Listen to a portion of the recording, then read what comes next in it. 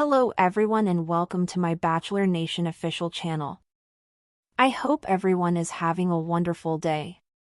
Before we begin, please hit the subscribe button and gives this video a thumbs up. Katie Thurston was shocked when she learned she had breast cancer earlier this year. The diagnosis came after she discovered a lump in her breast months before. She initially ignored the bump, assuming it was a benign cyst like the one she had earlier. But when the bump didn't go away and started hurting, she had it checked out. Katie Thurston was diagnosed with stage 3 breast cancer. After changing doctors during a move from California to New York, she discovered that the cancer was actually stage 4. She moved across the country to be with her current spouse, comedian Jeff Arcuri. The stage 4 cancer diagnosis revealed that the malignancy had progressed to the liver. Katie Thurston decided to obtain full-body scans to check for skin cancer or other abnormalities just to be safe. The skin cancer screening revealed no abnormalities. Furthermore, recent MRI and PET scans revealed that breast and liver cancers were shrinking.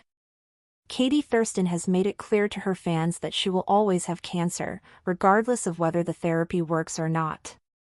Her current treatment plan does not include chemotherapy. Chemotherapy is an option for the future. But for the time being, she takes oral medication and a monthly hormone-blocking injection. Hormones are known to enhance the risk of cancer spreading.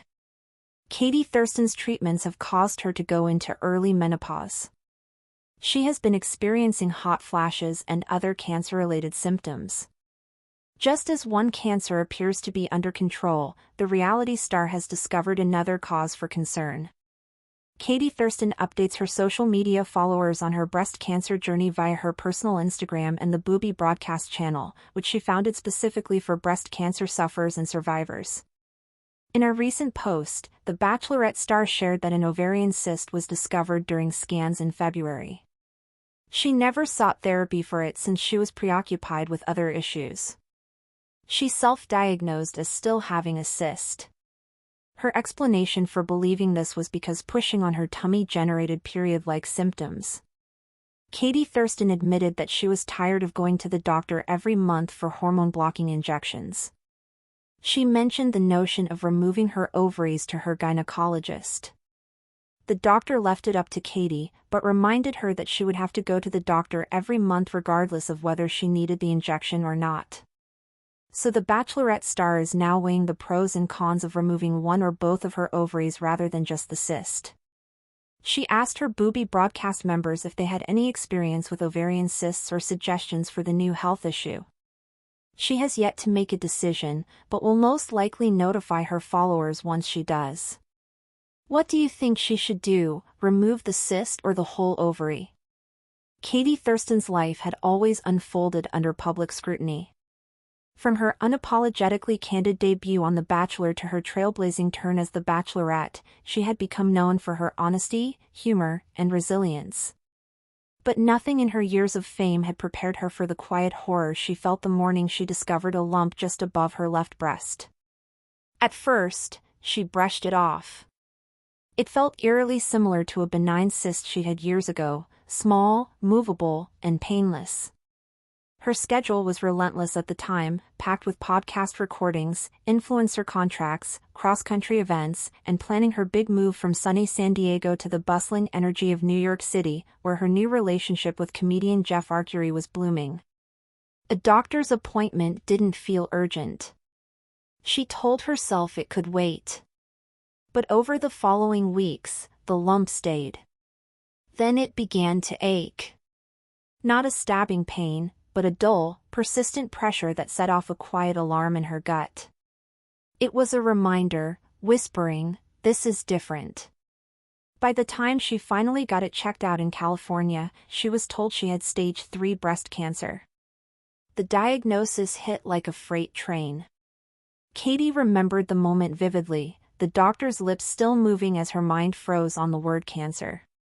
It didn't make sense. She was only 33. She exercised regularly, ate healthy, and didn't have a family history of the disease. Her first reaction wasn't tears, it was disbelief. She kept asking questions, rational ones at first, and then panicked ones. Am I going to lose my hair? Will I be able to have kids? How long do I have? As terrifying as the diagnosis was, Katie still had a flicker of hope. Stage 3, while serious, was treatable. There was still a roadmap for survival. Her move to New York had already been planned. Jeff, ever supportive, helped her settle in as she began searching for a new oncology team. But when her new doctor reviewed all her scans and test results, they delivered a grimmer update. Her cancer wasn't stage 3. It had spread to her liver. Katie was now facing stage 4 breast cancer. The news was soul-crushing. Stage 4 meant that the cancer had metastasized. It was no longer contained. It wasn't something she could simply beat and move on from. This would be her reality indefinitely. She and Jeff sat together in the sterile exam room, his hand gripping hers tightly as she blinked back tears. He didn't try to offer platitudes. He just let her cry, let her fall apart in a way she hadn't allowed herself to since she first found the lump. Despite the fear, Katie refused to surrender to despair. She shifted gears mentally, deciding to treat her illness not as a death sentence but as a chronic condition, something to live with, not die from.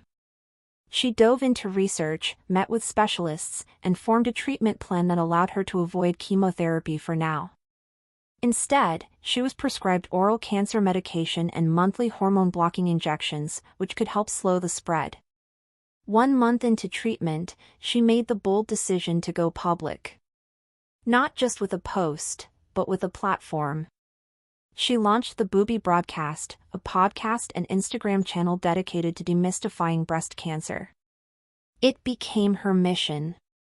In every post, she detailed her experiences with raw vulnerability, talking about the unbearable hot flashes brought on by her sudden menopause, the emotional fatigue, the side effects of treatment, and the quiet terror of waking up each day in a body she no longer trusted.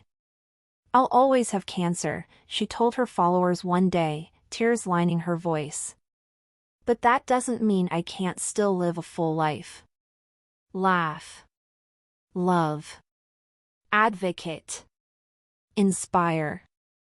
The Booby Broadcast community blossomed.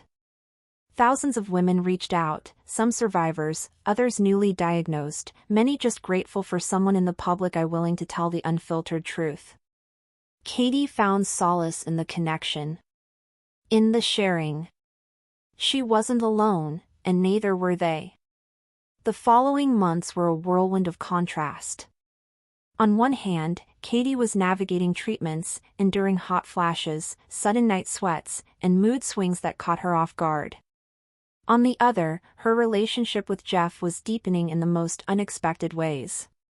He was her rock, always showing up with humor when she needed to laugh, silence when she needed to grieve, and unwavering support when the fatigue became too much.